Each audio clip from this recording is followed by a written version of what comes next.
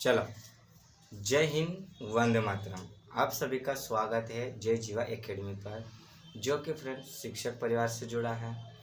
तो फ्रेंड्स, आज की जो वीडियो है ना, उसको स्टार्ट करने से पहले आपको मैं जो है न्यू ईयर की थोड़ी विश कर देता हूँ, ठीक है।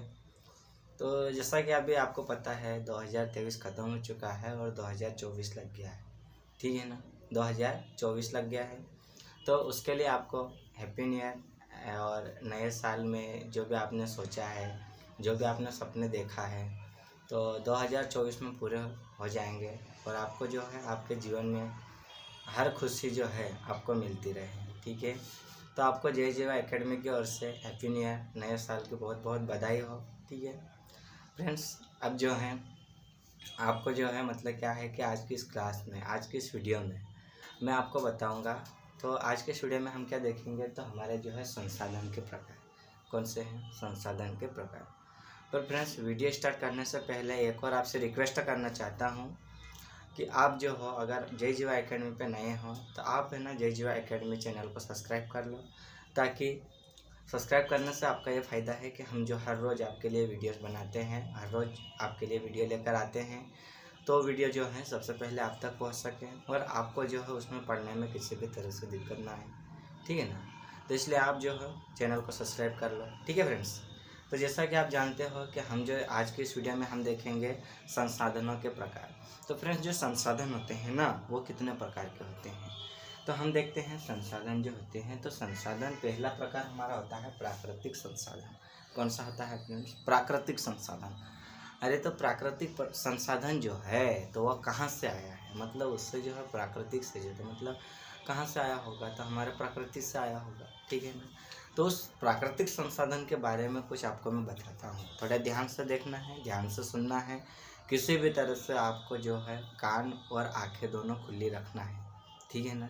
ऐसा ना हो कि आप जो हो मतलब देख इधर रहे हो, कान आपके बंद है या कान खुले हैं, आंखें बंद है, तो मैं जो यहाँ पे जो एग्जांपल देके आपको जो समझाऊंगा वो आपके समझ में नहीं आएगा, ठीक है ना। तो इसीलिए आपको बोलता हूँ कि फ्रेंड्स, आपको जो है कान और आंखें दोनों खुली रखना है, ठीक है ना। अब हम वीडियो स्टार्ट करते हैं। तो देखो फ्रेंड्स, जो प्राकृतिक संसाधन है ना, वो क्या है, तो जो संसाधन प्रकृति से प्राप्त होते हैं और अधिक संसाधन बिना उपयोग में लाए जाते हैं। मतलब प्राकृतिक से जो संसाधन प्राप्त होते हैं ना, और उस संसाधनों का जो क्या होता है, अधिकतर ऐसे संसाधन है जिसको क्या कर सकते हैं, हम उपयोग में नहीं ले सकते हैं, ठीक है ना। जैसे एग्जाम्पल के तौर पे मैं आपको बता देता हूँ, एग्जाम्पल जो प्राकृतिक संसाधन होते हैं वो कौन से होते हैं, ठीक है। तो जैसे हम देखते हैं वायु, वायु कहाँ से मिलता है, हमको प्रकृति से मिलता है। जल, जल कहाँ से मिलता है, ये भी हमको कहाँ से मिलता है, प्रकृति से मिलता है, ठीक है। फिर जैसे हम मृदा की बात करें, जंगल जमीन, ये जो है ये क्या है, हमारे प्राकृतिक संसाधन है। क्या है ये? प्राकृतिक संसाधन है, ठीक है ना। अब देखो, जो प्राकृतिक संसाधन होते हैं ना, उसके कुछ मतलब रूप होते हैं। तो उसमें कौन से होते हैं, नवीनीकरण होते हैं, मतलब नवीनीकरण संसाधन और अनवीनीकरण संसाधन। अब इसके जो रूप होते हैं वो कितने होते हैं प्राकृतिक संसाधन के, तो दो रूप होते हैं। कितने होते हैं फ्रेंड? दो रूप होते हैं। तो दो रूप होते हैं, वो पहला कौन सा होता है, नवीनीकरण होता है, और दूसरा हमारा होता है अनवीनीकरण संसाधन होता है। अब जो नवीनीकरण संसाधन है वो क्या है, और उसके बारे में भी हम कुछ देखेंगे, उसके एग्जाम्पल लेंगे, ठीक है ना। आपको जो है आँख और कान दोनों खुले रखना है, ताकि आपको जो है हम जो बता रहे हैं, जो बोल रहे हैं, वो आपको अच्छे से समझ में आ जाए। तो देखो फ्रेंड्स, जैसे हमारे पास में जो नवीनीकरण जो संसाधन है वो कौन सा है, वे संसाधन जो शीघ्रता से नवीनीकृत अथवा पुनः पारित हो जाते हैं। इनमें से कुछ असीमित है और उन पर मानवीय क्रियाओं का प्रभाव नहीं होता है। अब ये जो होता है नवीनीकरण संसाधन होते हैं, ये ऐसे संसाधन हैं जिसको हम क्या कर सकते हैं, पुनः निर्मित कर सकते हैं। क्या कर सकते हैं? पुनः तैयार कर सकते हैं। मतलब एक बार खराब हो गया तो उसका हम फिर से मतलब उसको तैयार कर सकते हैं। एग्जाम्पल के तौर पे आपको मैं बता देता हूँ फ्रेंड्स। तो एग्जाम्पल इसके जो होते हैं ना, जैसे सौर ऊर्जा, पवन ऊर्जा। आपने पवन चक्की देखी होगी, आपने पवन चक्की देखी होगी। जो पवन चक्की होती है ना, उससे क्या तैयार की जाती है? बिजली तैयार की जाती है। सौर ऊर्जा भी आपने देखी होगी। सौर ऊर्जा मतलब क्या? बिजली तैयार की जाती है। ठीक है, जो मतलब बड़े बड़े खंभे होते हैं, बड़े बड़े पंखे लगे हुए होते हैं, है ना, वो तो आपने देखा होगा ना। ठीक है, तो ये तो हमारे कौन से हो गए संसाधन? तो ये हमारे नवीनीकरण संसाधन हो गए। अब हम देखते हैं आगे का जो हमारा होता है अनवीनीकरण संसाधन। तो अनवीनीकरण संसाधन क्या है फ्रेंड्स, उसको देखो। ये रहा। तो अनवीनीकरण संसाधन यानी जिसका भंडार सीमित है और भंडार के एक बार समाप्त होने के बाद पुनः प्राप्त होने में हजारों वर्ष लग जाते हैं। मतलब जो अनवीनीकरण जो संसाधन है ना, इसको दोबारा तैयार होने में हजारों वर्ष लग जाते हैं। तो ऐसे कौन से संसाधन है जिसको दोबारा तैयार होने में हजारों वर्ष लग जाते हैं? अगर आपको पता है तो आप कमेंट करिएगा, और अगर आपको नहीं पता है तो हम बता रहे हैं वो सुनिएगा। ठीक है, तो जो अनवीनीकरण जो संसाधन है ना फ्रेंड्स, तो वो कौन से हैं, है ना। पर ये बताने से पहले, इसके एग्जाम्पल बताने से पहले आपको एक बार और रिक्वेस्ट करता हूँ कि आप अगर हमारी जय जीवा एकेडमी पे नए हो तो हमारे चैनल को सब्सक्राइब कर लो। ठीक है ना। अब देखो, ये जो होता है ना अनवीनीकरण जो होता है संसाधन कौन से होते हैं, तो जैसे हम बात करते हैं कोयला, पेट्रोलियम, है ना, ये जो क्या है अनवीनीकरण। मतलब कोयला जो होता है, कोयला कहाँ से प्राप्त होता है? खदान खोदी जाती है उसकी, है ना, कहाँ से? खदानों से। पेट्रोल जो होता है जमीन से प्राप्त होता है। और पेट्रोल जो होता है ना, तो पेट्रोल क्या होता है कि जो जीव जंतु जो होते हैं, मरे हुए जीव जंतु होते हैं, उनको जमीन में दफनाते हैं और उनके हड्डियों से, जो सड़ने पे जो उनकी हड्डियाँ सड़ती है ना, उनकी हड्डियों से जो लिक्विड तैयार होता है वो पेट्रोल के रूप में उसको बदल देते हैं। ठीक है ना। अब जो कोयले और पेट्रोलियम की आपको समझ में आ गई है। अब हम देखते हैं जो अगला हमारा संसाधन होता है तीसरा, तो मानव निर्मित संसाधन। अब मानव निर्मित संसाधन कौन सा होता है? मतलब मानवों द्वारा तैयार किया गया। किसके द्वारा? मनुष्य द्वारा तैयार किया गया। हम मनुष्य जो है संसाधनों को कई तरह से तैयार कर सकते हैं। प्राकृतिक से लकड़ियाँ प्राप्त कर सकते हैं, जंगल से लकड़ियाँ ला सकते हैं, लकड़ियों के कई यंत्र बना सकते हैं, कई ऐसी चीज़ें बना सकते हैं। तो देखो, जो हमारे मानव निर्मित संसाधन होते हैं वो क्या है? तो लोग प्राकृतिक संसाधन का उपयोग पुनः, मतलब जो लोग होते हैं ना, मनुष्य जो होता है ना, जो हमारे जो मतलब मनुष्य द्वारा जो तैयार किए गए ना संसाधन, वो कौन से हैं? सड़क का निर्माण करना, पुल का निर्माण करना, ये क्या है? ये मानव द्वारा तैयार किया गया संसाधन है। ये क्या है? मानव द्वारा, मतलब मानव, मनुष्य तैयार किया इसको। तो ये प्राकृतिक संसाधन है। ऐसा तो नहीं है ना कि पहले से रोड बने थे, पहले से पुल बने थे। ये वाला हो सकता है क्या? नहीं हो सकता है। वाहन जो है पहले से बना था क्या? नहीं, वाहन पहले से नहीं बना था। वाहन को एक मनुष्य ने ही बनाया था। ठीक है ना। तो मनुष्य द्वारा ही मतलब वाहन तैयार हुआ, ये बात तो आप भी जानते हो। सड़क भी किसके द्वारा बनाई गई? सड़क जो पक्की सड़क होती है वो किसके द्वारा बनाई गई? मनुष्य द्वारा। पुल जो अभी हम देखते हैं ना, पुल मतलब नदी पे, नालों पे जो पुल होते हैं, वो पुल भी क्या मतलब पहले से बने हुए थे क्या? नहीं, वो किसके द्वारा बनाए गए? मनुष्य के द्वारा बनाए गए। ठीक है ना। तो ये जो हमारे तीन संसाधन थे, संसाधन के प्रकार में से जो प्राकृतिक संसाधन था उसके तीन प्रकार थे, नवीनीकरण संसाधन, अनवीनीकरण संसाधन और कौन सा? मानव द्वारा निर्मित संसाधन, मतलब मनुष्य द्वारा। अब हम आगे देखते हैं। तो जो आगे हमारा होता है वो क्या है? ध्यान से देखना फ्रेंड, ऐसा ना हो कि मैं इधर बोलूँ और आपको को जो है उधर समझ में नहीं आए। ये बिल्कुल भी नहीं आपको ऐसा सोचना है। ठीक है। आँख और कान दोनों खुले रखो, उससे क्या है कि आपको जो है देखने में भी मतलब कोई दिक्कत नहीं होगी और सुनने में भी जो हम समझा रहे हैं वो आपको अच्छे से समझ में आ जाए।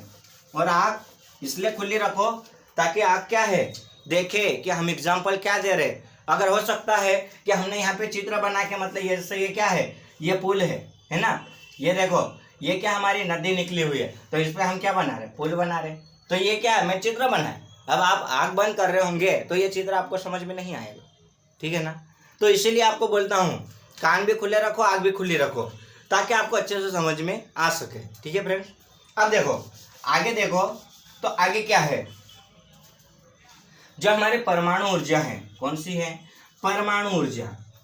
अब परमाणु ऊर्जा जो है फ्रेंड्स, तो वो क्या है? परमाणु ऊर्जा क्या है। तो परमाणु ऊर्जा मतलब क्या है कि इस ऊर्जा में मतलब जो होते हैं ना, विखंडों को प्राप्त करते हैं। क्या करते हैं? विखंडों को प्राप्त करते हैं, उसे ही परमाणु ऊर्जा कहते हैं। ठीक है फ्रेंड्स। अब देखो इसके जो एग्जाम्पल होते हैं, तो जैसे कौन कौन से एग्जाम्पल, जैसे हमारे पास देखो प्रदेश की बात करते, झारखंड, कौन सा? झारखंड, मेघालय, मेघालय, तेलंगाना, तेलंगाना, तेलंगाना, आंध्र प्रदेश, आंध्र प्रदेश, राजस्थान, राजस्थान। देखो फिर अगला है कौन सा है हमारा, तो यूरेनियम, यूरेनियम। अब जो हमारे परमाणु ऊर्जा जो है ना, वो इन राज्यों में भंडार है इनके। परमाणु ऊर्जा के क्या है, इन राज्यों में भंडार मतलब इकट्ठा करके रखा हुआ है, इन राज्यों से प्राप्त होता है। ठीक है ना। अब देखो जो परमाणु ऊर्जा जो है उसका उत्पादन केंद्र, तो जो उत्पादन केंद्र है वो कहाँ कहाँ पर है, ये भी तो हमको देखना पड़ेगा, क्योंकि इसमें क्या होता है एग्जाम में जो है, इससे आपको एक क्वेश्चन देखने को मिलेगा। ठीक है ना। तो इसके जो है, तो जो परमाणु केंद्र है तो कौन सा कहाँ पर है, ये सारी चीजें हमको देखना पड़ेगी।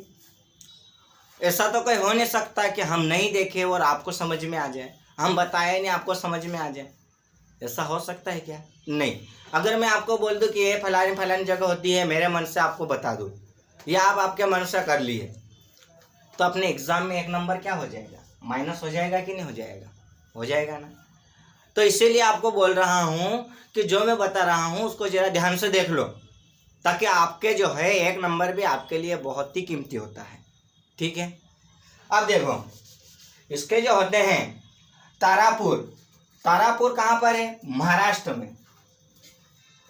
तारापुर, जो तारापुर है ना, ये कहाँ पर है? महाराष्ट्र। कहाँ पर है? महाराष्ट्र में है। ठीक है। अब हम बात करते हैं रावत भाटा।